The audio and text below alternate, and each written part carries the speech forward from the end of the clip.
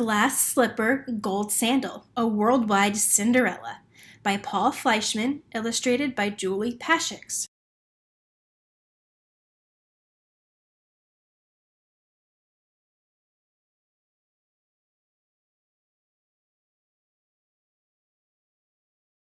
Once upon a time lived a wealthy merchant whose wife had died. They had one daughter, gentle-eyed and good-hearted. Down the road lived a widow with two daughters. The woman gave the girl treats when she passed, pan dulce to eat, sugar cane to chew. The girl knew that her father was lonely. "You should marry the widow," she told him. "She's nice to me."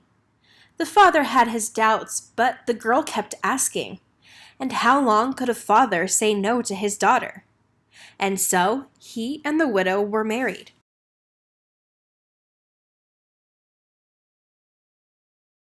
But no sooner had the stepmother moved in that she began to order the girl about.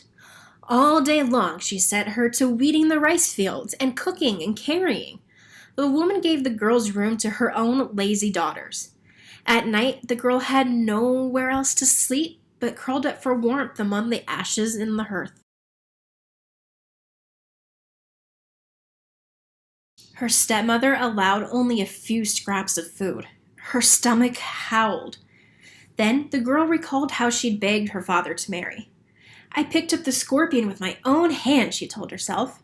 She vowed not to complain to her father and upset him.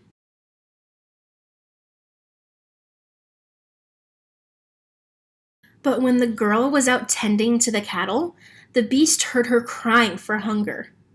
"Don't weep," said one of the cows, and the animal poured honey for her from its horn. And the fairy gave her figs and apricots, and Godfather Snake gave her rice.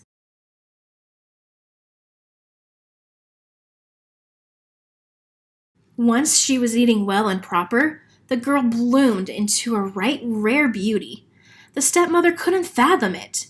And meanwhile, her own sour-faced daughters would curdle the milk if they looked at it twice.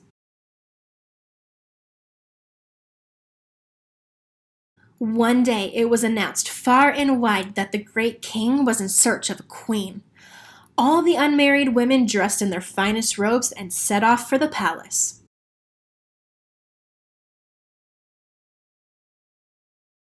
To make sure the girl couldn't go, the stepmother threw an apronful of lentils into the ashes and ordered her to pick them all out. "And scour all the kitchen pots, too," she hollered. As soon as the stepmother left with her daughters, the girl burst into tears. Outside, the sparrows heard her. In they flew and pecked the lentils from the ashes. Then a witch woman came and spoke a spell, and up jumped the pots and scoured themselves.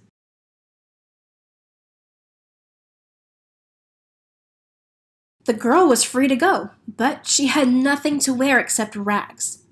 Then she looked in her mother's sewing basket. Then she reached into the hole in the birch tree. Then a crocodile swam up to the surface, and in its mouth was a sarong made of gold. A cloak sewn of kingfisher feathers, a kimono red as sunset.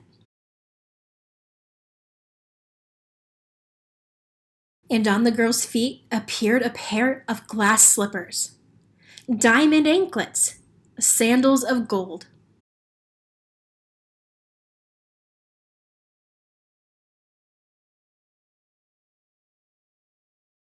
"Walk to the ball?" said the girl's auntie. "Never."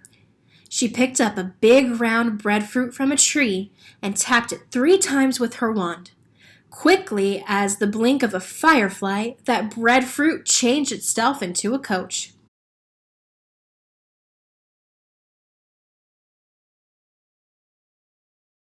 When she made her entrance, so great was her beauty that the musicians stopped playing. No one, not even the stepmother, knew who the beautiful stranger was. All night the girl danced with the headman's son until the first rooster crowed. Then she remembered she had to leave at once.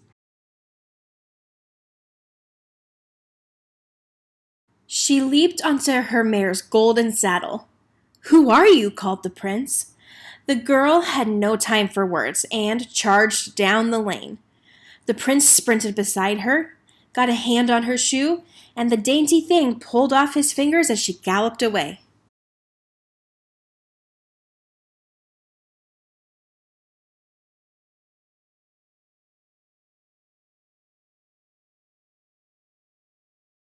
The king declared he would marry the golden shoe's owner. He ordered the women of the court to try it on, but none could squeeze inside it. And so he went searching for its owner, up and down the mountains,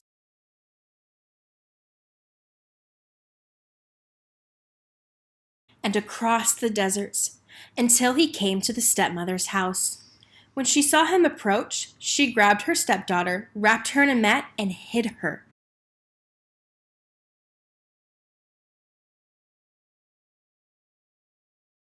"I'm certain the shoe will fit one of my fine favored girls," said the woman.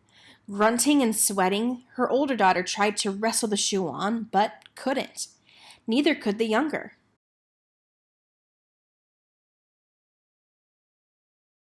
Just then, a rooster began to crow. They put the ugly one on show and hid the beauty down below.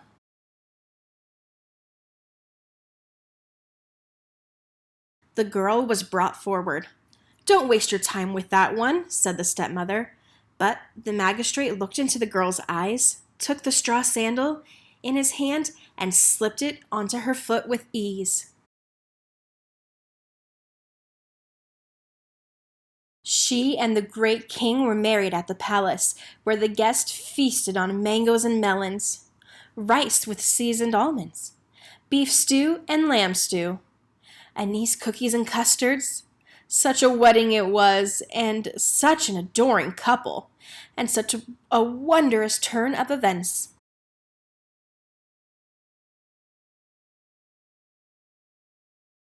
That people today are still telling the story.